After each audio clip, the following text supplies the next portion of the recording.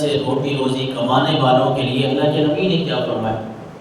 سب سے پہلی بات تو یہ سمجھنی ہے کہ حضرت سعد بن ابی وقاص رضی اللہ تعالیٰ عنہ نے عرض کیے،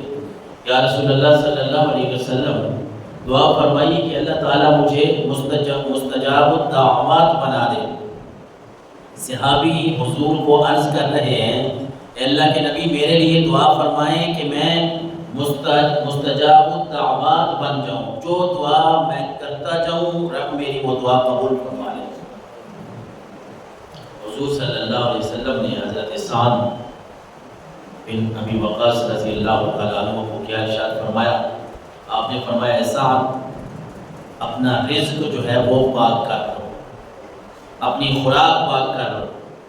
تم خوراک پاک کر لو، اپنا رزق طیب اور حلال تلاش کرنا شروع کر دو، اللہ تمہیں مستجاب الدعوات بنا دے گا، رب تمہاری دعاؤں کو قبول کرنا شروع کر دے گا۔ اور اللہ کے نبی نے فرمایا، اس ذات کی قسم جس کے دست قدرت میں محمد مصطفیٰ کی جان ہے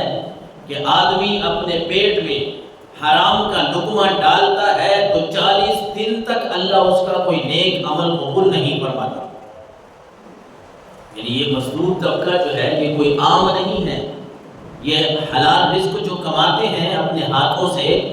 جو سارے جسم کا زور لگاتے ہیں، جو محنت اور مشقت کرتے ہیں، اس حدیث رسول کے مفہوم کے مطابق اللہ کے نبی فرما رہے ہیں کہ جو حلال رزق کھاتے ہیں نا، حلال کمانے کی کوشش کرتے ہیں،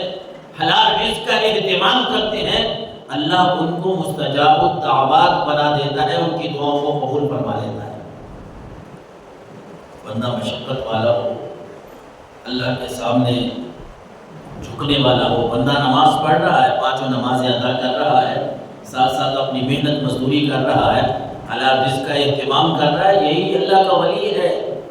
یہی بندہ اللہ کا نیک بندہ ہے۔ کہ جو بندہ 5 وقت کی نماز پڑھتا ہے وہ جھوٹ نہیں بول رہا، وہ غیبت نہیں کر رہا، وہ کسی کو دھوکہ نہیں دے رہا، کسی کے ساتھ وہ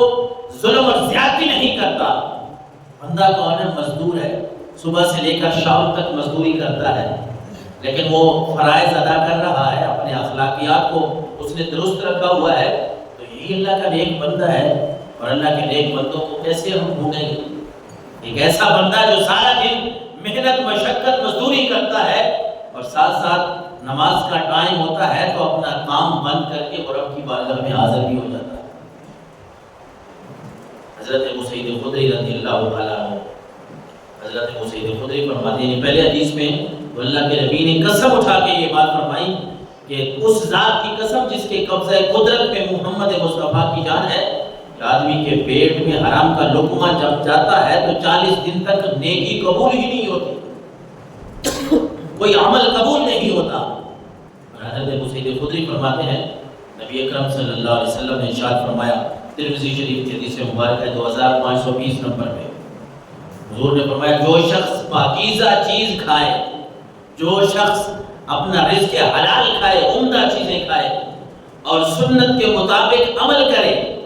اور لوگ اس کے شر سے محفوظ ہوں، تو اللہ کے نبی نے فرمایا ایسے شخص کو رب جنت میں داخلہ نصیب فرمائے۔ بات اتنی مشکل نہیں ہے عمل کرنا،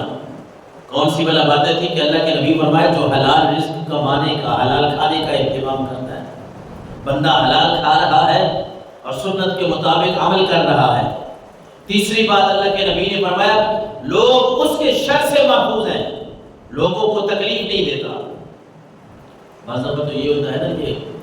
کسی کا شر اتنا ہوتا ہے کہ لوگ دیکھتے ہی الامان والحفیظ کہہ رہے ہوتے ہیں کہ یا اللہ اس کے شر سے محفوظ رکھیں۔ ایسے ہوتے ہیں محلے میں، رشتہ داروں میں، شہر میں کہ لوگ ان سے پناہ مانگ رہے ہوتے ہیں، اور یہ مسلمانوں کا طریقہ نہیں ہے۔ مسلمان کا طریقہ یہ ہے کہ مسلمان کو مسلمان دیکھے تو وہ خوش ہو جائے، یہ تو وہ آدمی ہے جس کا اخلاق بھی اچھا ہے، اس کا طریقہ کار بھی اچھا ہے، یہ تو میرا پڑوسی ہے، میرا ہمسایہ ہے، میرے محلے کا ہے، یہ جب بھی مجھے ملتا ہے میرا تو دل خوش ہو جاتا ہے۔ مسلمان کا تو یہ وتیرہ ہونا چاہیے۔ اور یہاں اللہ کے نبی نے یہی بات فرمائی کہ بندہ حلال کما رہا ہے، سنت کے مطابق چل رہا ہے اور تیسری بات فرمائی لوگ اس کے شر سے محفوظ ہیں تو اللہ اس کو جنت میں داخلہ نصیب فرمائے گا۔ حلال کمانا اتنا عمدہ بات ہے، عمدہ چیز ہے، یہ انسان کو جنت میں لے جانے والے اعمال میں سے ہے۔ اور اللہ نے قرآن مجید فرقان حمید میں فرمایا